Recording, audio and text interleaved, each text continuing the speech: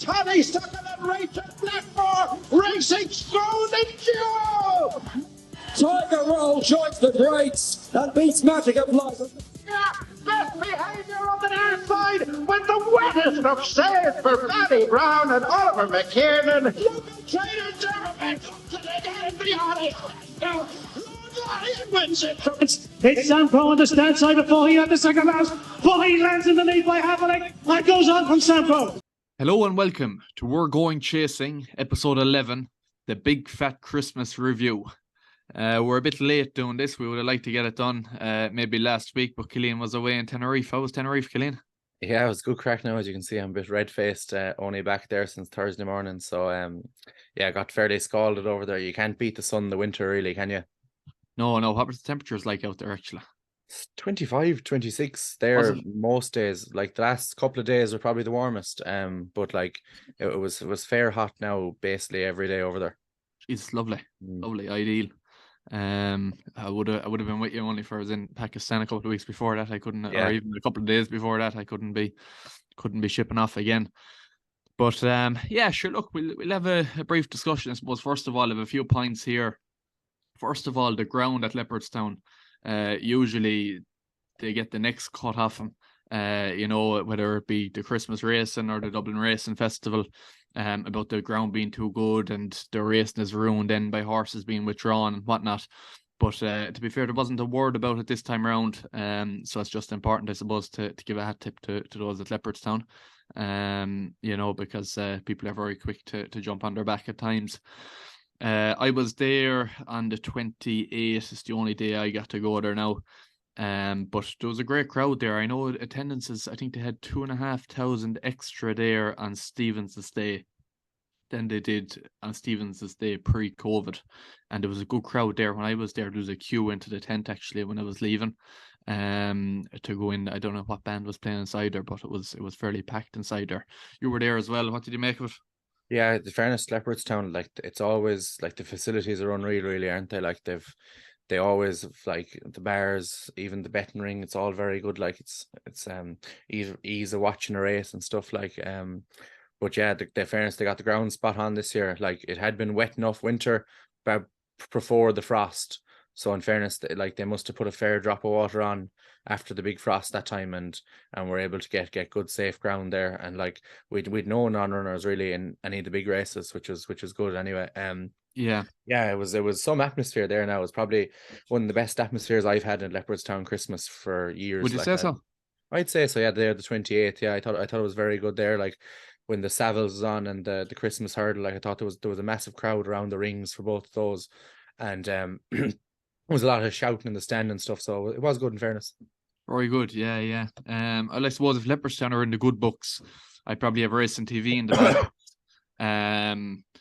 I know myself when I landed there on the 26th, I wanted to run through a lot of replays and that. I had a list of races on my phone that I wanted to watch back. And when I was going into Limerick, I was getting down Royal races. And when I was going into Kempton, I was getting Limerick races and stuff like that. There was definitely 3 or 4 tracks there that were all over the place. I had a look on Twitter as well, and I see a lot of people were giving out about their TV coverage, which I suppose happens this time every year, really. I don't know, were you watching on television or how did it come across to you?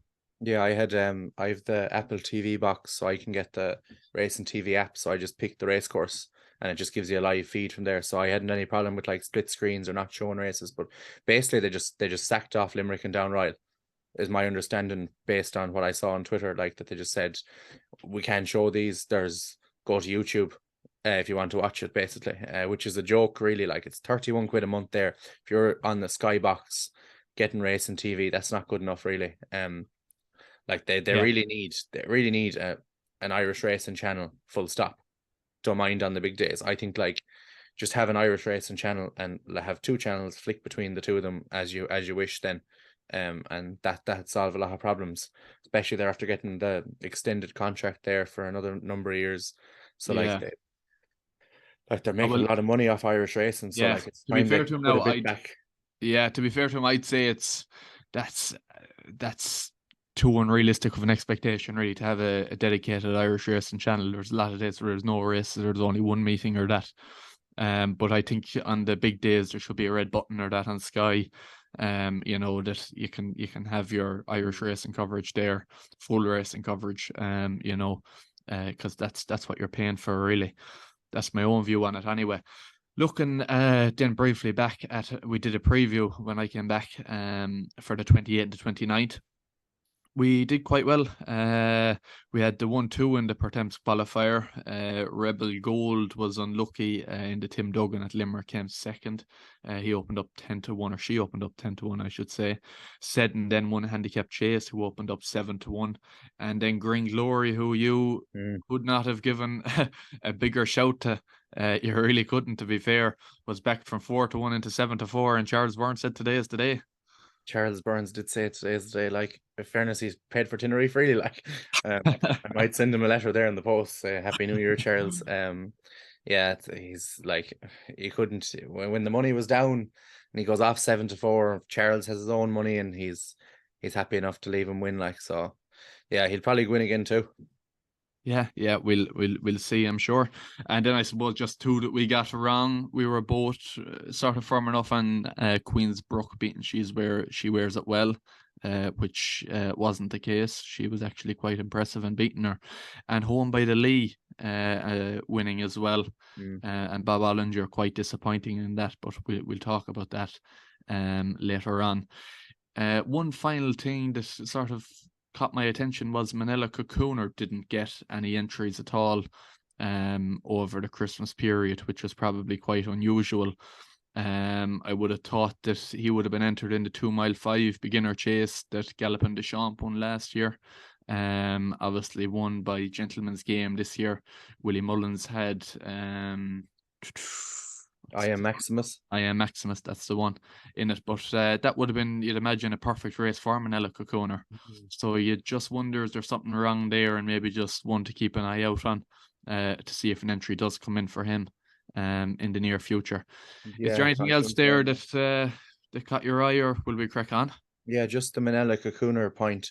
Like, he hasn't ran, Classic Getaway hasn't ran, and What Do You Want hasn't ran. Like, it was heavy ground in Goran that day. I just wonder, like, first time out, did it leave a mark on them? And Willie sort of said, I'll back off these till after Christmas then, and we'll run them then and try and go for the spring festivals. Like, it was fairly testing ground there for novice chasers. I know Journey With Me has won since, but it fell 3 out or 2 out. Like, but the 3 Willie horses haven't been seen since. Maybe it just knocked a bit of shite out of them that day. And he just said, I'll take my time with these 3 now. Possibly. Yeah, that's a fair point. That could well be the case. Right, so just looking on, so we'll start with the preview here. We're going to have a slightly different layout to it, I suppose.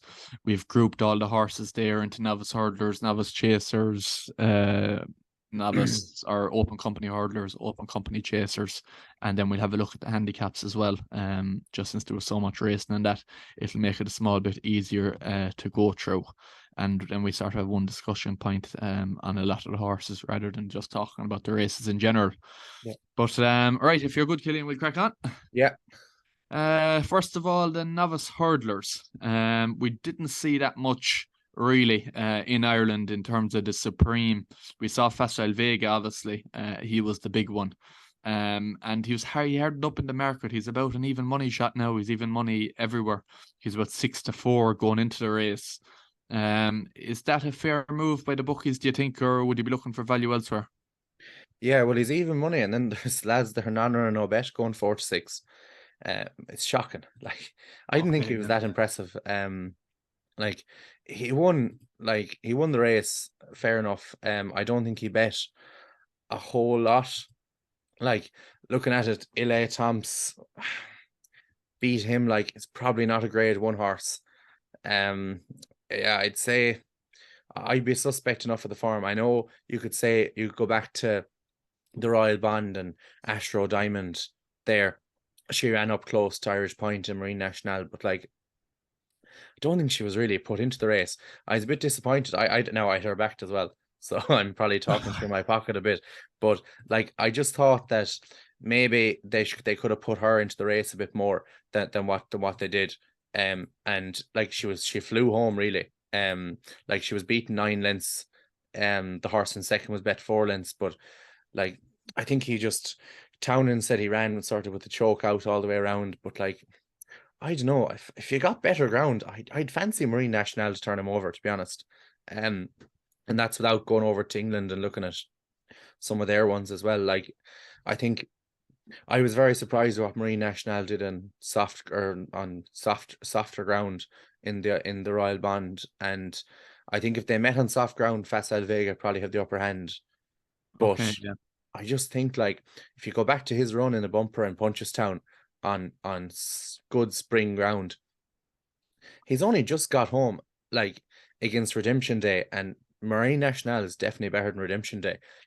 Like, Yeah. I feel like if Marine Nationale was trained by Willie Mullins, he'd be a lot shorter than 10-1 in the Supreme. And I think that's where the value is. It's not with Facile Vega anyway. That's for definite. Yeah, okay, that's fair enough. I suppose going back to the Royal Band, like Marine Nationale didn't jump the last well, really missed it, and still got up just in time. It was quite impressive, but I don't know about him having such a long layoff, if he's going to be produced to win on the day or not. But look, I'm sure Barry and his team will be confident enough. And while we're speaking about him, I suppose Goodland as well was probably the most impressive winner of a maiden over Christmas. He's 20-1 now for the Ballymore.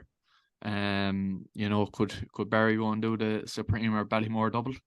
I doubt it, but no. He's a good horse, and it was a massive fuck up on my behalf as well. The night the Royal Bond, we met, myself and yourself and a few other lads met Michael O'Sullivan out in Dublin afterwards. I asked him, I said, give me another good horse in Barry's yard. He said the horse that fell unseated at the first day before, called Goodland, opened up 8-1, went off 9-4, hacked up. Like we missed a trick there now with that lad. But what can you do? Probably if I didn't even put him in my tracker, saw the horse was entered, then I was like, oh shit, that's your man. So I think I backed him at 5 or 6-1, but like it was too late to let everyone else know. What's the lesson there, Cillian? I think alcohol doesn't agree with you. It's not. It's definitely not that. It's put them in your tracker. Is the lesson there, I think. If you were a sober man there now, you would have got Michael to put him in your tracker. If I was a sober man, I wouldn't have been there. I'd been in bed. Very fair, very fair. Right, and then briefly looking at the UK, actually, Rare Edition won the 2 mile novice hurdle at Kempton on Stevens' day by 7 lengths. Got a race and post rating of 144. He's now unbeaten in 4 starts under rules as well. That's 2 wins in bumpers, 2 wins in over hurdles. He's 25-1 for the Supreme. He could be one of England's best shouts there, especially with Jet Power being so disappointing. Yeah, he definitely could. It's cheap enough horse too. It was 50,000.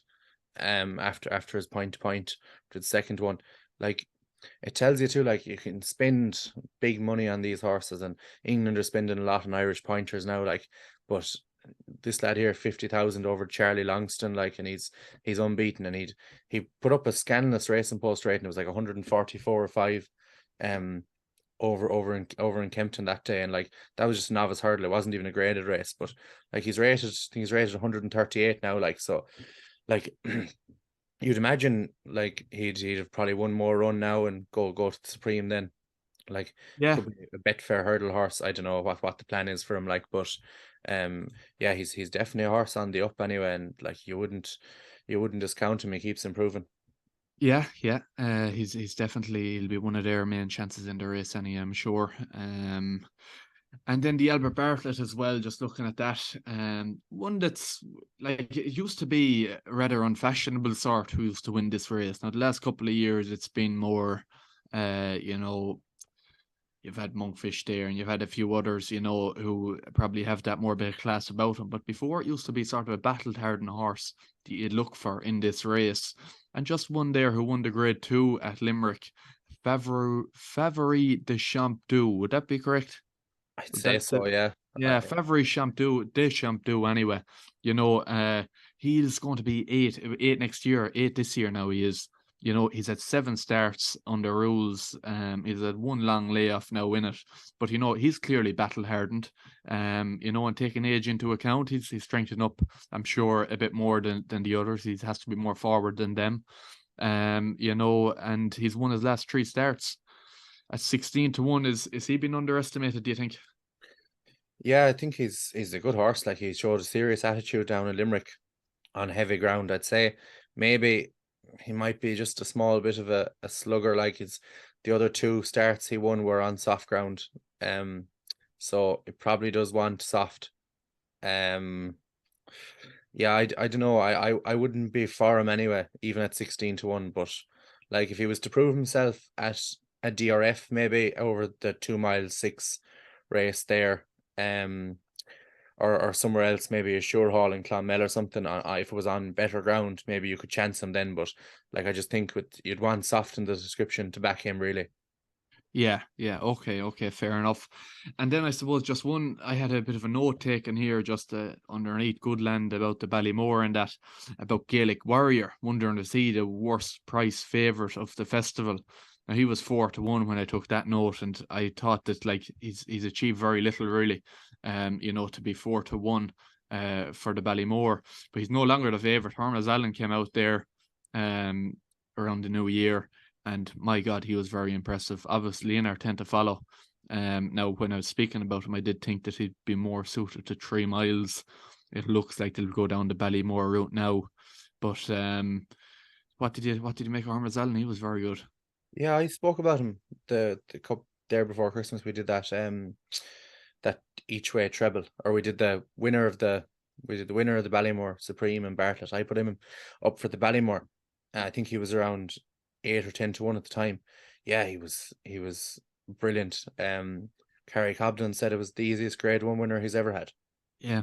Which was some statement too, because there's a lot of soft ones over in England, and he's won a lot of soft ones.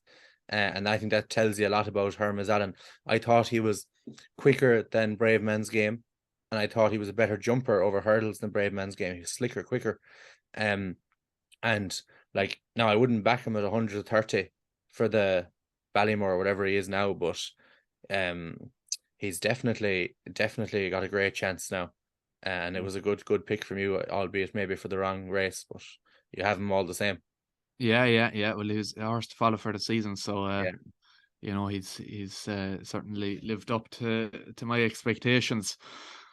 We'll move on to the novice chaser. So, Cillian, we had St. Roy in the 2 mile Grade 1 at Leopardstown on Stevens's Day. I spoke about that race there shortly after Christmas when we did the podcast for the 28th to 29th. I thought the Grade 1s were weak at that stage in Leopardstown. Dysart Dynamo ran as well. I'm sure Dysart Dynamo would probably interest you more than St. Roy, would he? He definitely would, yeah. He would, no, definitely, yeah.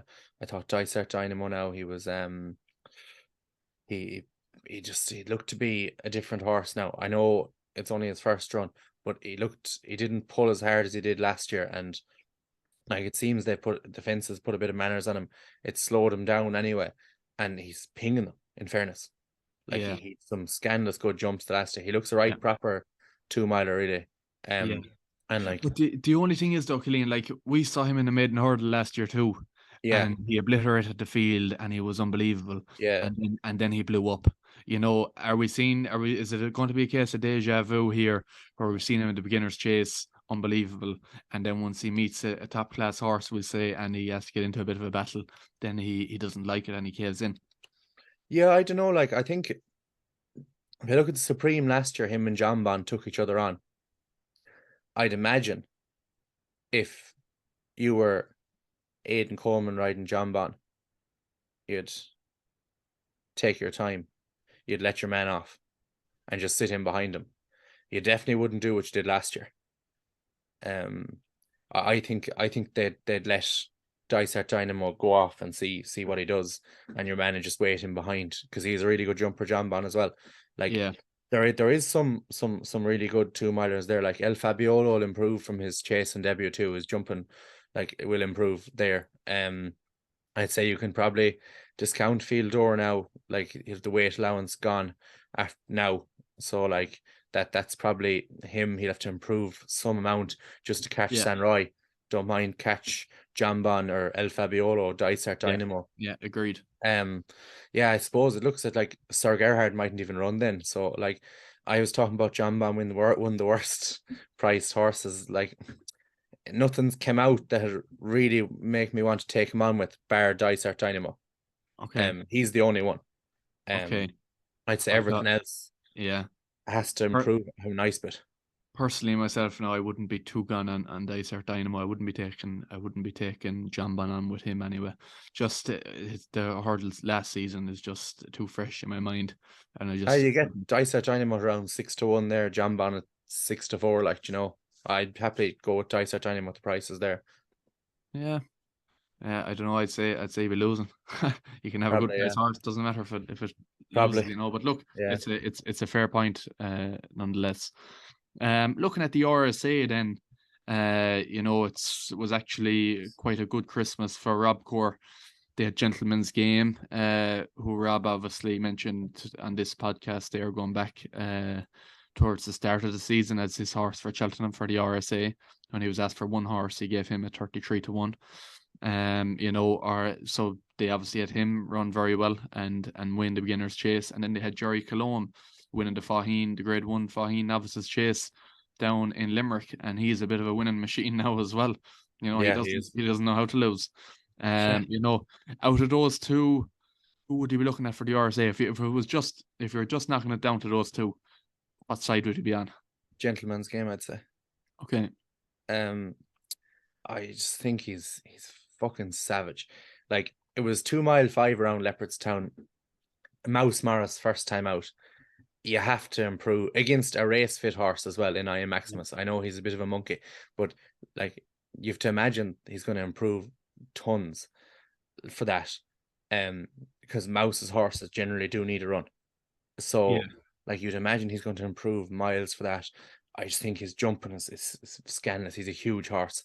Like, he's still a decent price at 16-1. I thought he jumped really well the last day, like, and showed a bit of gears too, like they're over 2 mile 5, like to run away up the running, like he won it too. He won it like he'd improve again, like let alone come on for the run and that. But he looks like he'd relish another 3 furlongs too, like, you know. He definitely would. Yeah, sure. He was third in the Punchestown Stairs to Classical Dream last year. Like, he's some really good hurdle form. Second to Gallopin de Champ as a novice as well. Like, he's I think all his best form is going to come in the spring as well.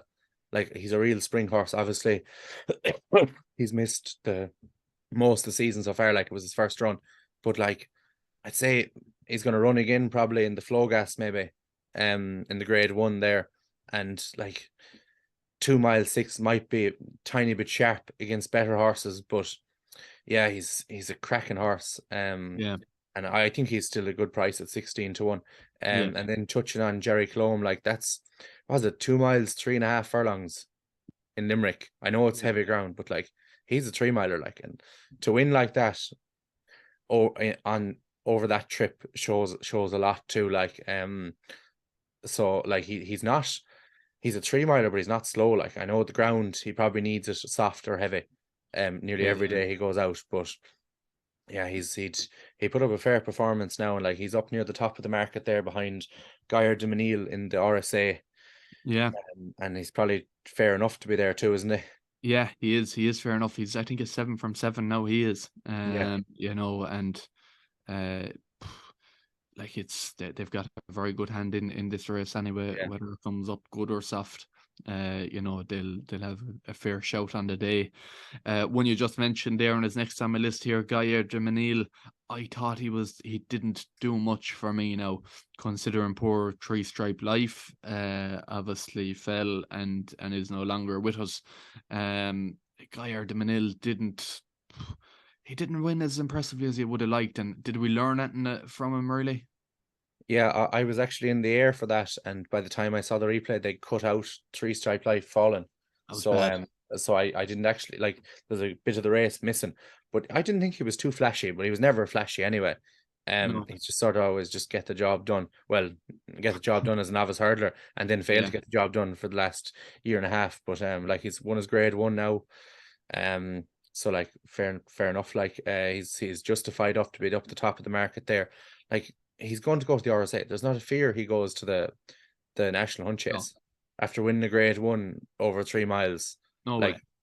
and he'd have every chance in RSA too. He's had plenty of runs over fences, and he's not slow. Yeah. Like he was able to the speed to come second in a Drinmore. Yeah. Like he's not a boat. So like I don't see why he'd go to a National Hunt Chase now. And like he's an alright price at 8-1, but probably wouldn't be for me backing him. Like there's a lot of them horses in the RSA market have ran over Christmas. Like you'd Time Hill there won the Cotto Star, and like Cheek Pieces made some job of him. He improved loads and turned the form around with McFabulous, who was a bit of a windy yoke anyway. But like he's up around 8-1 there. I don't know. I'd like him at that price either. Like I keep coming back to Gentleman's Game. Like I think Yeah. I think he's going to win it, and I think he's a serious price at around 16-1 there. Yeah. I think I'd be happy. Obviously, McFabulous is a bit of a monkey. You know, but Time Hill, I wouldn't be overly gone on either. And I know he did improve for the Cheek Pieces, the jumping improved and that too. But I'd be surprised if the winner of this race wasn't coming from Ireland, to be perfectly honest with you. Yeah. I think Time Hill is the only realistic English challenger. Like Yeah. Ballygriffin Cottage is very slow. No, it's not I think good. he'll go to the 4-miler. So he is very slow. James de Burle is actually an interesting one.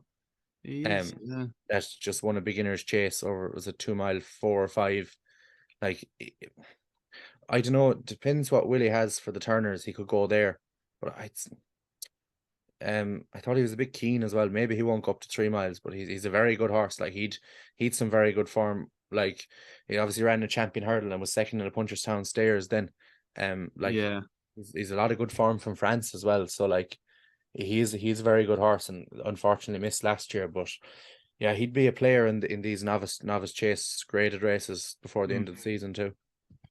Yeah. I suppose then looking at Limerick again, we had another classic case of bookies probably overreacting when a good horse beats very average horses. In Allegor de Vassé, she was about 5-1, 9-2 before the race.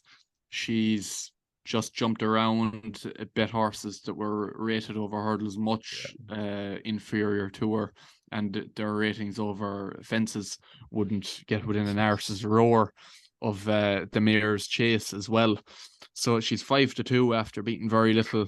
You know, we can sit down here and we can say this is the way the bookies is operating now. We can call them cowards for hours and whatnot. But I suppose as a punter, how would you respond to it? I suppose, you know.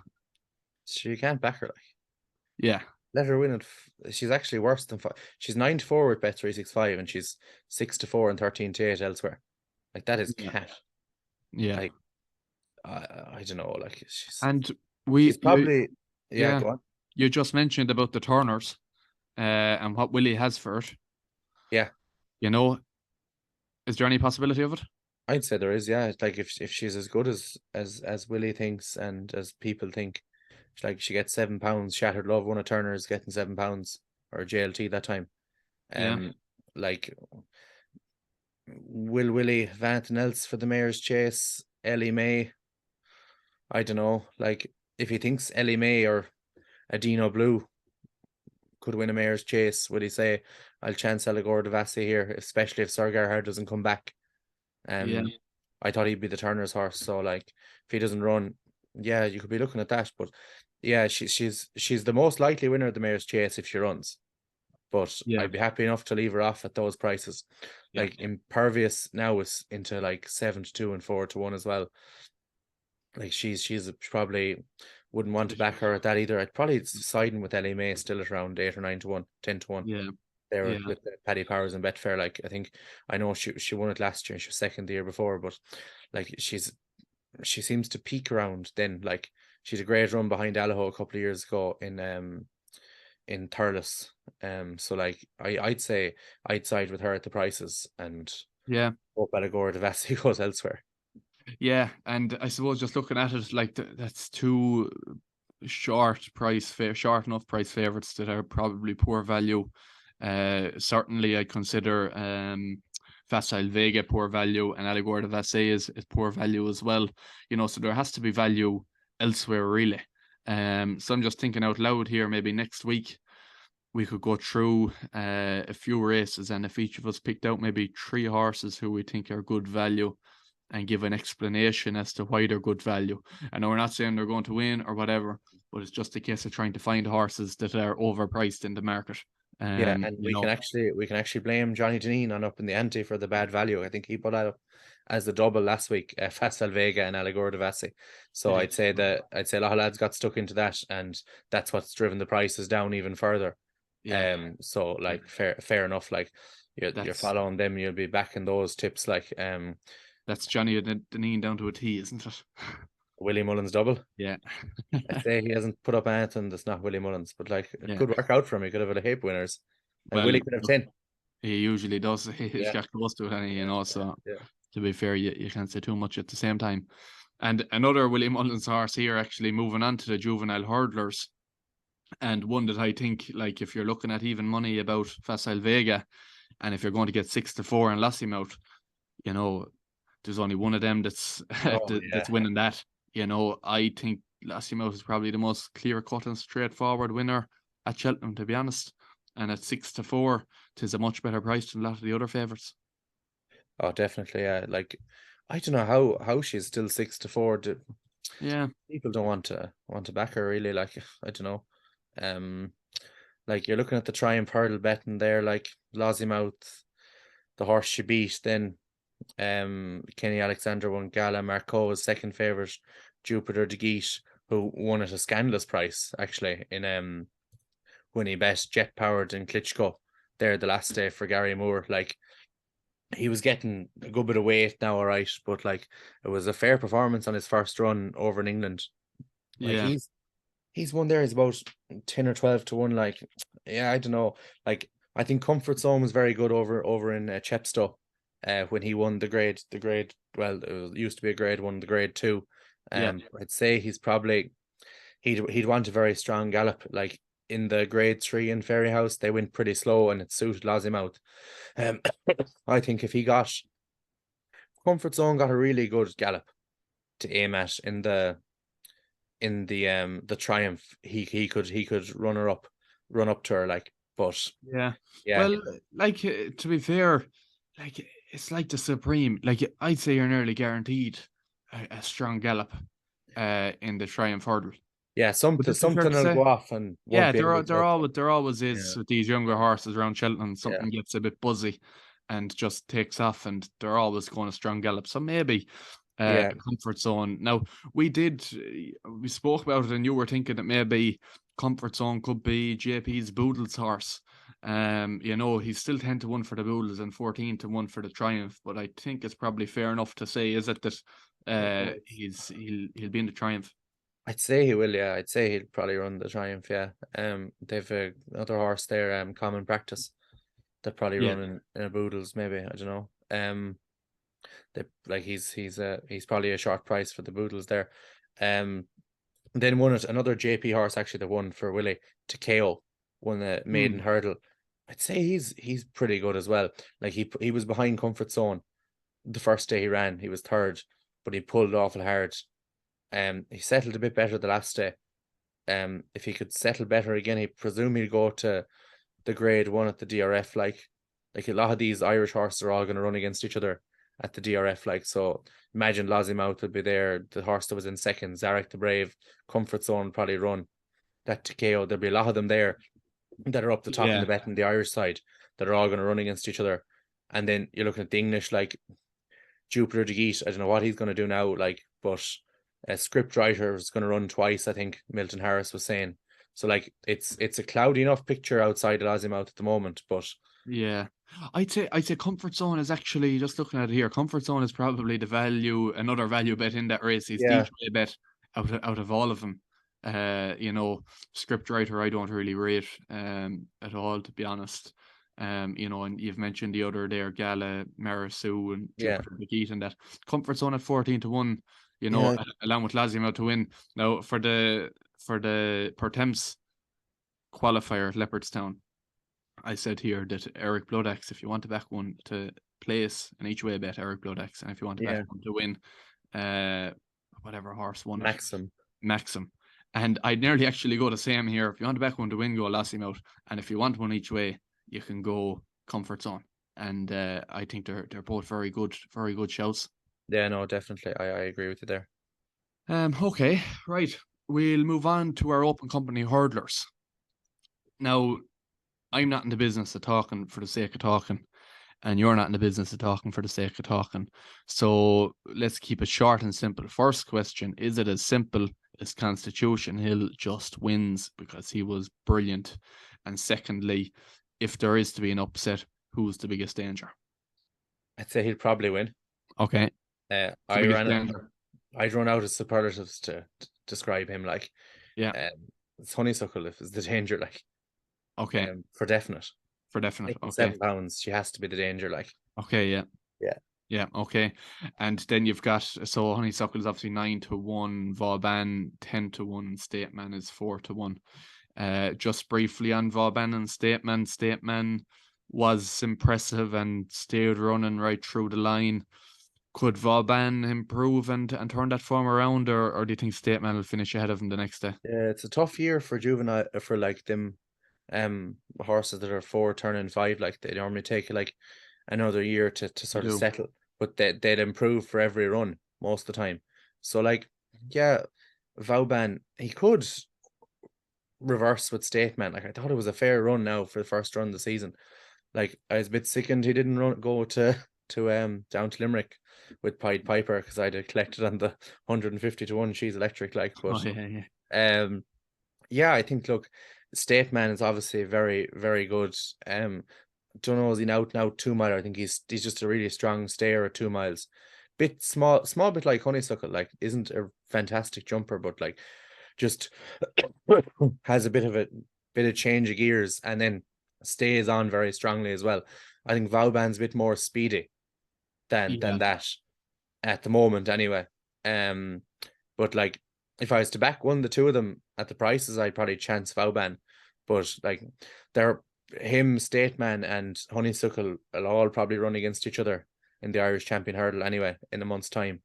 So like, whoever wins that is probably the chief danger to Constitution Hill. And I'd side with Honeysuckle, to be honest. I think getting £7 in the Irish Champion Hurdle and the Champion Hurdle, I think she's going to be the danger. Like, I know she was beaten the last day, she was third, and a lot of people have put a dampener down at saying she's going to the Mayor's Hurdle and all this. She won't go to the Mayor's Hurdle. No. Sure, on the Champion Hurdle. I actually saw a tweet. It was about Marie's Rock. I saw that one. Running in the Champion Hurdle and saying like not to duck and dive, and like Peter Maloney liked it. Yeah. Like, Peter Maloney is not going to run Honeysuckle in the Mayor's Hurdle. He won't allow it. No. So she'll run, and I think she's the danger. I'd say she'll hopefully win an Irish Champion Hurdle on the way. Okay.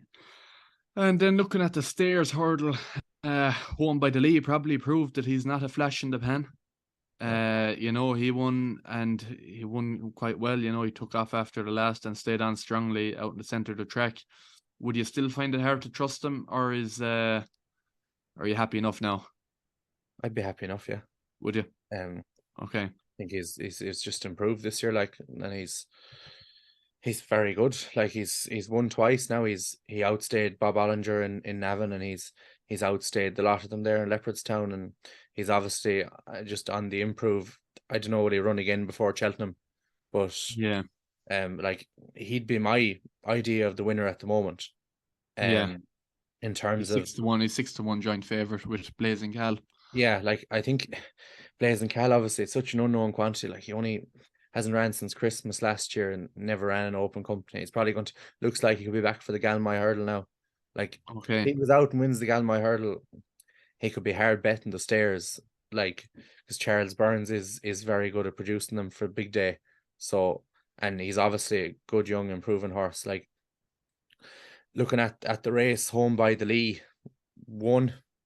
Like, I just be very disappointed with a few of them there. Bob Ollinger, very much so. Like, he was beaten way out. I think, like, he never seemed to really enjoy himself at all. No. Like, bet about 20 lengths. Then, like, Yeah. Ashdale Bob seems to always sort of run his race, but he's just a bit off top level. Obviously, Meet and Greet came home in third. 6-year-old, maybe he's an improving horse too. Like, at a huge price. Like, Yeah. he was hammered in a handicap in Naas there in November by Watchhouse Cross off 142, and he's got a bit of a break there, and he's improved. He's off 150 now. Like, maybe might improve again. 6 gone 7 now. Florin Porter, it was I don't know. I said it after Navan. I didn't see him do what he did in Navan before, and he's done it again. He's backed out. Didn't look like he wanted it. Like, you say, he didn't jump the last 2 well, but like, I thought he backed out of it a bit, like, and like, I'd be a bit disappointed with him because, like, people say he's only trained for 1 day. It's a load of shit. Like, he was fully gunned for the race last year. And Paul Townend, bit of crafty riding at the start, cost him the race. You couldn't say Home by the Lee is better than Classical Dream, so, or Ashdale Bob, or Meet and Greet. So, like, in theory, it's a weaker race this year. And he's finished 4th. 3 of them have beaten him. I know Danny Mullins got a ban for basically stopped riding to the line. But like, if he would have been 3rd, so like, and he would have been bet by 2 horses, and another one coming after him. So it's just, I wouldn't be too gone in Florin Porter. He's gone out to about 8-1 there now. Like, and like, I remember saying to you after the Savills last year, or after the Christmas hurdle last year, we were there, and Danny couldn't pull him up. He went out about 3 furlongs out around the track, and I said that'll win the stairs. And just looking at that race, just briefly on Bob Ollinger, because you mentioned him there. You know, it's hard to know what's the best thing to do with him now. I always wanted him over 2 miles. That's where I thought he'd be best. But I still thought he'd be a lot better over 3 than what he showed. I wonder, has he just lost a bit of love for it? Like, because there's no doubting whatsoever. Because I saw some people on Twitter doubting his ability and comparing him to, I don't know who they were comparing him to, but like, he's got savage ability. Like, because if you go back and look at his novice hurdle campaign, he bet Brave Man's Game there up a stick, and Brave Man's Game going out to win the King George. He bet Blue Lord, and Blue Lord is winning grade 1s in open company chasing. You know, Gaillard de Manil is a 164 rated animal, like, you know, so he was a savage novice hurdler. And I just hope that if they drop him back, I hope they do drop him back to 2 miles. And I just think maybe that high cruising speed might, you know, because he might just, once he's left go off. And I know he settled the last day, but maybe because that was one of his biggest attributes, really, that he was so comfortable going so quick. You know, so maybe that will get him back to where he should be. Yeah, it's hard to know. Like, he's like the race in Navan, like, all last year, he never really looked like himself. Like, I know he beat Capodanno over 2.5 miles in a grade 3 in January last year, but like, the last 2 runs, now he shouldn't have ran in Punchestown. Henry said that afterwards. But like, the Turners was a disaster. He never looked a real natural jumping fences. But like, I just think the first run in Navan, he was back to himself. I thought he was keen. He was throwing his head around. Like, people on about this head carriage, that's a complete non-event. It doesn't matter. Classical Dream goes around sulking. Classical Dream's a grade 1 horse. Like, Bob's head carriage was never a problem. It never had been a problem until he started getting beat, and people tried to highlight that as an issue. It's not an issue. I agree. It was never a problem. Yeah. It's not, and about, it's not an issue, and it's not an issue now. Yeah. But I think, like, he was looking around, and he was keen that day in Navan, and I just thought maybe he was not wound up enough first time out. He needed a bit of a run, and I think they said on RTV that day. Obviously, I was over in Cheltenham. I didn't see it. I wasn't there, but they said on RTV he did look to be carrying a small bit of condition that day as well in Navan. and he got collared close home by a stair. And then he goes up to 3 miles, completely switches off. But he looked dead running around. Like he didn't look like himself. Maybe when they're going 2 miles. I think you could be right, yeah, that maybe like, yeah, but moving horses from 3 miles to 2 miles, and I know like it is a bit difficult. Like if you put it back 2 miles, you can't run him over 3 miles again this year. Like that's it, Yeah. finish the 3 mile experiment. Maybe he's just a non-stayer and he just likes fucking speed. And that he'll, and once he gets 2 miles, that'll just reignite something in him. That's what I'm hoping for anyway. Maybe he does, yeah. But you're You looking. reckon he'll run the Irish Champion Hurdle? I hope he does. I really hope he does. I think they could possibly go to the Boyne Hurdle and then go to Aintree. They're 2.5 mile races. Yeah. Might want to drop him back down to 2 miles, but I think the horse deserves a crack at the 2 mile grade 1. I'd like to see it myself anyway. But because I think I saw a lot of people saying on Twitter like that if Honeysuckle didn't exist, would he have ever gone over fences? Would he gone to Champion Hurdle? Because he looked like a sort of bit like a Faheen type exactly like it. Like the same, and you said at the time like that. Yeah, I did. It did look like it. That glad you remember. Yeah, he was a fast horse. Like so, yeah, it'd be great to see back to 2 miles. See does it reignite him, and that going a bit more of a quicker clip. Gets him back to form, but it's hard to see it at the moment with the way he ran the last day. Yeah, it is right. Actually, while we're speaking about the Stairs Hurdle, one other that I'll just speak about briefly because I know that you don't like the horse, Paisley Park. I think that he at 14-1 again, another 14-1 shot for the Stairs. I think that's savage value. I really do. Like I know he's 11 now. But he won by 4 lengths, got a racing post rating of 164. Maybe I'm being blinded by my love for these older horses who keep coming back and doing the business.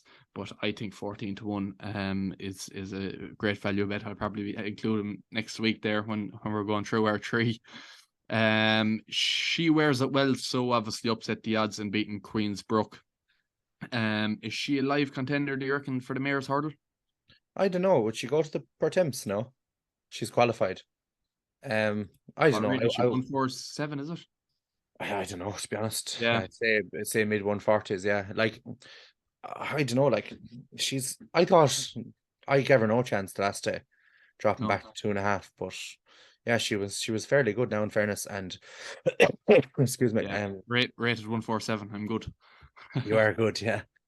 She was very impressive. Like in Queen's Brook is a bit of a dodge. Like she does take a while to get going stuff, but I think there's better mares that are going to run that Mayor's Hurdle than she wears it well. Marie's Rock, Epatante could run there. Say Love Envoy is probably better. Brandy Love definitely better if she gets there. She hasn't been seen yet, but and even then like Echoes and Rain is probably a better horse than she wears it well if she puts it all together, so yeah, I wouldn't fancy her for the mares now, to be honest. Yeah, that's fair enough. And Epatante is one that I spoke about as well. Like you said, she could go there. She definitely goes there. I don't see any two ways about it, to be honest. Nicky Henderson isn't going to send Epatante to take on Constitution Hill when he can just send her there to the Mayor's Hurdle. That's the way I look at it. And 9-2. I'm just going to check here if she's still 9-2. Yeah, she's 5-1 with Sky. 5-1 with Sky for the Mayor's Hurdle. Yeah, and Marie's Rock 7-2. I'd have her over Marie's Rock. But look, time will tell. Right, we'll move on to the Open Company Chasers. We'll start off with England this time. Brave Man's Game, since we were speaking about him there. Is he a flat track bully? Cheltenham suit him? What do you reckon? I don't know. I think he's fucking immense jumper. He's scandalous. Yeah, he is. I thought he was. I backed him in the King George. I actually backed him with 13-8 a few days beforehand, and then I saw 5-2 in the day. I was like, "Is he lost a leg?" Like I thought he was going to win handy enough. He has now. Lahan Press wouldn't have given him a race. Really, he was all over him when he came down. Probably would have bet him 6 or 7 lengths. Yeah, I thought he was savage. Whether he can transfer that form to Cheltenham, I don't know. Extra 2 furlongs. I don't know, he's not an out and out stayer, but he's going to it anyway. He'll be going straight there. Yeah, I think that's what they're saying, isn't it? They may as well try it once, and if it they may doesn't as well. Yeah, like he's going to win the King George next year again, probably anyway. So and they can skip Cheltenham then and go to Aintree. Like, try it once. If it doesn't work, not to do it next year. Same with Clandas Obo. Fully agree. Yeah. And just speaking about that race, Envoy Allen was the only Irish horse to be sent over. Very disappointing. There must be something up, I wonder, is there? He just wasn't himself, maybe. Yeah, he never got into the race at all, never jumped well, never got into a rhythm at all. Just out the back and looked to struggle from early on. Like, I wonder then, like, he can't be true run. No, definitely not. He's beaten Conflated fairly handy up north. And then Conflated come out and won the Savills. It doesn't really add up, but maybe Henry had him really, really well prepped the first day out, and he's won his grade 1, and like, he's a grade 1 winner in open company. Like, they can't take that away from him. But yeah, over 2 miles and 3 miles. 2 miles and 3 miles, yeah.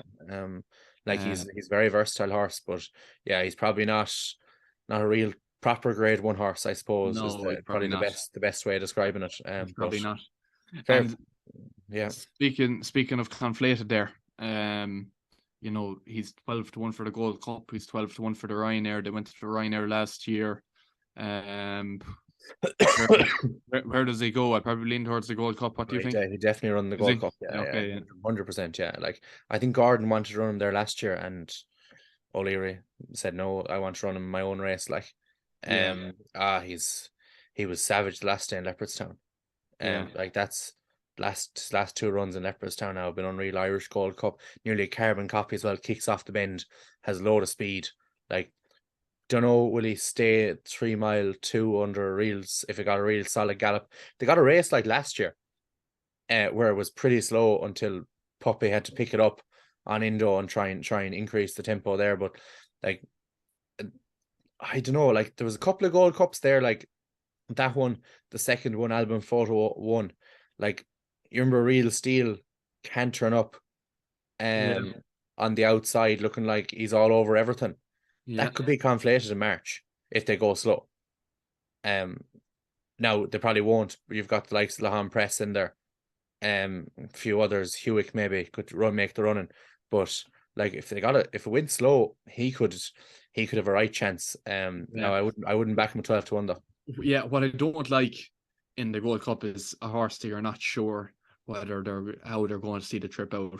I think for the Gold Cup, 9 times out of 10, you need a proper stare. Maybe the 1 time out of 10 was possibly last year with a Plutard, who's a bit more of a speedier type. But 9 times out of 10, you need a proper stare. And for that reason, I wouldn't be for Conflated. I know you're not for him either. Well, sorry? A Plutard was only beaten very small margin by Minel Indo the year before. Like, a Plutard's a right stare. He's turned into right stare. He wasn't, but he is in now. Like, yeah, but he's like a Vautour. I think he's like, it's usually not the horses who have a bit of speed, because the Plutard has class and speed. And it's usually not that type who go and win Gold Cups in my opinion. And I certainly wouldn't be vouching for any horse, we'll say, who's we'd have any sort of question marks really over a trip. And speaking about a Plutard, he was pulled out. I wonder what the story is there. Is he going to be okay? Why was he pulled out? Are we going to see him back to his best in March? It's hard to know, really. Got a kick in transit or something. It's fair enough. Like, is probably go to the Irish Gold Cup now. I can't imagine he goes straight there. He has to have a run. Like, he's had the last 2 years, he's gone from the Savills to the Gold Cup. So obviously Henry would have wanted to run him in the Savills, same preparation. But look, like, after Haydock, he definitely has to run. Like, he can't go after running so bad there. Like, Irish Gold Cup, drop back to 2.5 miles to Thurles, Kinloch Bray, something like that. But like, that they're the only options really. Bobby Joe Chase, something like that. I don't know. I'd say go to the Irish Gold Cup though. Yeah. And what Back about in Henry? What about Henry's other one, Manelindo? He's going straight. Oh boy, he's not Will that finished suit him yet, is though? he? Will that suit him going straight? Is he definitely going straight? Yeah. Yeah. Okay. Yeah. Why not? Well, that's Henry said in the interview after that he was very much leaning that way. Yeah, So, I'd say he'll run him in the Irish Gold Cup though. okay. Well, you obviously you were away, so you obviously didn't see the interview. No, I didn't see the interview, but I still Yeah, think yeah. he'll run him in the Irish Gold Cup. Okay, right. If Okay, he we'll was, see. yeah, He said it. He said it a few times now, and he was very right. much leaning towards Fair enough. Yeah. going straight. But you could be right. You could be right because he's a horse that sort of Yeah. needs the runs to get him fit. I had a bit on him there, 33s before he ran. I couldn't see him not beating Statler, getting £8, to be honest. Just that, like, I know, I thought he was 15 to 8 the day of the race. He was getting £8. I was thinking, like, if he doesn't win this, he's probably fucked. But I know he only just got home. But like, you're thinking about Indo, like he's enormous. He's so heavy. Like, Yeah. he really needs a run first time out. Like, he got beaten by a horse called Small Farm in a maiden hurdle in Limerick in 2018. Small Farm, I'd say, is rated 110. Like, you know, he needs the run. Like, and Jesus, I'll tell you, it's going to take some horse to pass him coming up the straight. Like, they couldn't, like, he was obviously not right last year. Like, he hardly hit the line. He walked over the line and they still couldn't pass him. I know he's a year older, but he's going to he's like the issues he had last year that surfaced again in Punchestown there, like, they're not, hopefully won't be there this year. He's cracking price there, 20-1 still for the first three. Like, you've small bit of question marks over the likes of Gallop and Deschamps there. Like, he's obviously very classy and he settled well the last day, but a 13 to 8, and you said, like, he's unproven over the trip. Yeah. And we won't know until the Irish Gold Cup. Yeah. We won't know until the Irish Gold Cup whether he stays 3 miles. Don't mind fucking 3 miles too and a stiff finish there. Yeah. Like, Laham Press, like, that fall could knock the shite out of him too. You don't know, like, and he jumped way left as well, which was uncharacteristic from him. Like, I just think he's probably not a great price at 20s, but he was a cracking price 33s. And I'm happy to be on him anyway. And he's the champ, really. Like, and I'd burst. I'd blow up. I'd explode the Friday if he won the Gold Cup. Yeah, but it's I hope that doesn't happen. So I don't want to be close to any if it does. But Gallop and Deschamps is exactly that kind of horse that I've said that I don't like for Gold Cups. And again, shocking price. Shocking. And even if he wins over 3 miles, you'd be amazed at the extra 2 furlongs and the stiff finish does. Yeah, it's like a complete different test nearly. Like, it's not going from 2 miles to 2 miles 2, you know. No. It's a big difference. Yeah. And then just the last one, I suppose, the Open Company Chasers. Edwardstone and Blue Lord both had sort of varying results over Christmas. Edwardstone obviously fell. Blue Lord, very impressive. You know, let's forget about Energamine for the time being and just look at Edwardstone and Blue Lord. Edwardstone beat him by 7 lengths at Cheltenham last year. They meet again in the Champion Chase. Who wins it? Well, who wins between those two?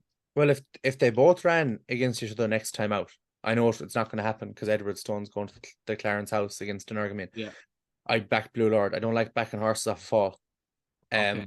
So, but whether I'd back him against Blue Lord in the Champion Chase, I don't know. Like, he's thumped him in the Arkle. I'd probably lean with Blue Lord slightly. Okay. I don't like either of them too much. Yeah. And I think Energamine smashes both of them. But I just think, like, I'd side with Blue Lord. Okay. Over him. Like, Blue Lord's hammered Captain Guinness, who's a pretty decent yardstick, 11 lengths. Captain Guinness is a 160 horse, like, do you know? Check and Poursois thumped. Now, he missed the last, all right, but he's thumped in his home turf in Leopardstown. But, like, they're decent horses. They're decent yardsticks. I know Energamine's hammered Grenadine, but Grenadine didn't give his foot a true run in that day, I don't think. And Shishkin was beaten 15 lengths that day. Like, Shishkin went everywhere. he shouldn't have went that day. Like, he jumped shite. He went through fences. The pond fence, he went about 10 yards or 20 yards left, like, you know. Yeah. And again, you're saying Shishkin's finish, he's betting 15 lengths. Like, I don't know, I'd side with Blue Lord. Yeah, Marginally. I'd side with Edwardstown. I think that's a bit of Irish bias coming out, and I know Willie Mullins there as well, but I'd probably side with Edwardstown. You know, to be fair to him. But Neither of them beat Nargamin, though. No, agreed. Yeah. Agreed. Looking so just briefly at the handicap chasers, and then we'll just have a quick look at the handicap hurdlers. We had the Welsh National and the Paddy Power. The Paddy Power is my favorite race of the year every year. You know, it's just full with drama, you know, and just a super race to watch. But look, could you give me 2 horses that we saw in big handicaps over the Christmas that should be kept on side? Yeah, I can. Gabby's Cross, 1. I put him up for the Paddy Power. Unfortunately, 5 places, I think it was that day. He came 6th. Can't jump. Like, shocking. Like, and you're putting him up as yeah, one but like, he will, like, he jumped well when he won in Galway. I know it was a lesser class of race, but the last twice he's jumped terrible. He just stays going. He was only bet 4 lengths in the Paddy Power. He's put up a pound. Like, I don't know. I think if he got his jumping together, it's a massive pot in him. Like, is he? That's a big if, though. I don't know. Is it? What age is he? He's just turned 8. I don't think it's a big if. Like, I don't know. Like, I keep coming back to that novice handicap form there last year. El Barra, Bustleton, French Dynamite, these horses. Like, that was a scandalous good race, and he's another now. He's came 5th and 6th in 2 big handicaps after winning the Blazers. I don't know. Like, it could be one for an Irish national, maybe. Like, I'd say he'd stay the trip. No bother. Okay. No, I probably would. Another for me. Another. Leave it if you want. Maybe ain't that a shame. Okay. Like, probably should have been coming around the bend. He's going to win here. How far does he win by? Yeah. Doesn't. Yeah. Now, I don't think that, like, you could say Limerick now that he tired. I don't think he did. I think he just missed the last. I think he'd have been fine. He'd have won in Limerick if he jumped the last against the big dog. The big dog subsequently won and came 3rd in the Welsh National under a scandalous weight. Yeah, I'd say ain't that a shame. Is up to win the race, but like, he's after turning 9 now. I know he's likely to race, but like, the time is running out too, like, for these big handicaps. Yeah, Panda Boy, another one. It was a 6. He's just turned 7 for Martin Brazel there. He ran a big race too. There's probably is a race in him too, like, you know. But, like, that's 3 now. But the main one is Gabby's Cross. Gabby's Cross is going to win a big fair enough. When he starts off his jumping. Yeah, and then just looking at the handicap hurdlers, just look at it very briefly. Maxim got another £17. That's £17 twice in a row. Yeah. But look, it'll get him into the Pertemps, shouldn't it? He was. Get him weighing. It will indeed. He's 137 now. I reckon he was 120. I think. And then Eric Bloodex got £2, which brings him up to 139. I think. From memory. Was there anything in that race that could win in March? Do you think? To give Eric Bloodex a chance. Like, Maxim is favourite now. You couldn't have him really at 4-1. After, like, he could get £7 off the English handicapper. 4-1 in January for such a competitive handicap. You know, no thanks. I backed Presenting Percy at 25-1 in January for Pertemps, I think. Our listeners won't know this now, but Cillian is Mr. Pertemps every year. I think until last year. Last year I failed to win it. I gone 6 in a row, I think. 6 in a row. Yeah. 6 in a row. He backs every horse in the race, but we won't. No, that's very false. Last year I drew a blank, all right, but scandalous Maxim 4-1 in January. Like, I don't know, you couldn't be having him. Like, your man, the English handicapper, could do anything with Maxim and shoot first. If you're taking a sharp price on them, like, this lad could do anything. Maxim, 137? He'd give him £6 or £7. What's shoot first? I'll have to check. Yeah, check it there. Shoot first is 137 as well. He could get anything. Yeah. Like they give him 6 as well. Then suddenly you're I know Philip Burns will ride him, so he'll take off 5. But like suddenly you're looking at 2 yokes there, 143, 144 maybe. And like they're obviously progressive horses, but like how high can they go either? Like, you know, Yeah, and they hardly get 6, will they? they probably could. Your man could do anything. Yeah, I'd be very like I won't be happy one bit now if that's what happens now again this year, if they're hiked up like they were in the previous few years. The previous few years is fine. I actually understand it because the BHA handicapper is a bit of a clown over there, and he'd be bumping horses up in ratings there, and they'd be superficial ratings. They'd be awful. Like you'd have a horse there rated 150, it would be 137 in Ireland, like, you know. So when we're sending horses over there, you know, I understood why we were getting that tax going over there. But now this year there's been a big change in the British handicapper, and he's been so lenient. He's dropping horses left, right, and centre. You know, you could finish third there in a big handicap, and you could I think that one horse finished third and got dropped a pound. But anyway, there's been a huge difference. So like he'd want to be laying off now on the Irish horses this time around, or else we're getting done at both ends, which isn't right. You know, and then Green Glory as well, we'll just speak briefly. Got £10. You loved him. He came in for you. Can he come in again? If Charles wants. When Charles, no, it's not. If it's when Charles wants him to come in, he will. Yeah. Okay. Yeah. Okay. Right. We'll keep an eye out for him. So, right, before I ask you for your Cheltenham horse, because it's your turn this week, I'll just mention briefly the whip rules. Thank God for Ryan Moore. He seemed to be at the front of that. Yeah. And you know, maybe Ryan might have been listening to the podcast, but we weren't one bit pleased here. But you know, that's great that's been overturned, because what a load of punts and wants that was. You know, wasn't it? Give over. You know, it is sickening you. But you know, at least, you know, there seemed to be a group there who were sort of lobbying the BHA, and you know, they've obviously knocked a bit of sense into him, and they've come around to it, you know. So look, it's come to a fair and good conclusion for everybody, I suppose. So we'll ask you for one horse for Cheltenham. It is your week, isn't it? It is my week, yeah. Okay. I can't give you one. I can give you a treble. You spoke about this a few weeks ago, each way treble. That if you got the each way part up, you'd be laughing. Okay. So before you go any further, what you're telling me is we're going to nearly discount the win part of it. We know these horses aren't going to win. You're hoping for triple S. No. So you're ticking off to think that you're each way triple in January. I've done want to come in. I've done this in an each way tricksy myself, but I'm just thinking like I did it today with the view to this weekend.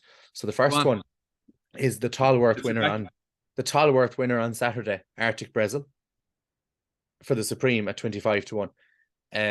He was going to win the race anyway, and then Lucia has come out.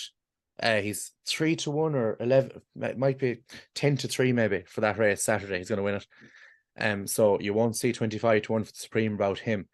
Now I still think Marine Nationale would be my Supreme horse, but I just couldn't leave your man out at 25s in that tricksy. The second one is a horse I think could run very well in the Lawlers on Sunday, called Irish Point. He's about a 20-1 shot for the Ballymore. I thought he might stay at 2 miles, but they've upped him in trip there to the Lawlers. You'd imagine he'd run the Ballymore if he runs well. I think he'll stay. He should stay the trip the next day. So you'd imagine you'll see him in a Ballymore.